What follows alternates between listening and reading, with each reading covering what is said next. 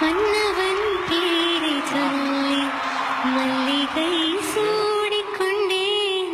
மன்மதன் பாடல் ஒன்று நெஞ்சுக்குள் பாடிக்கொண்டேன்.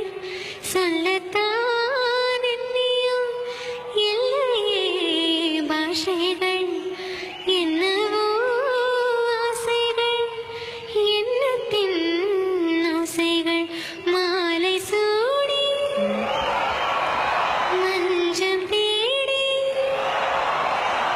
மாலை சூடி மஞ்சள் தேடி, காதல் தேவன் சந்நிதி காடு காடு காடு சின்ன சின்ன.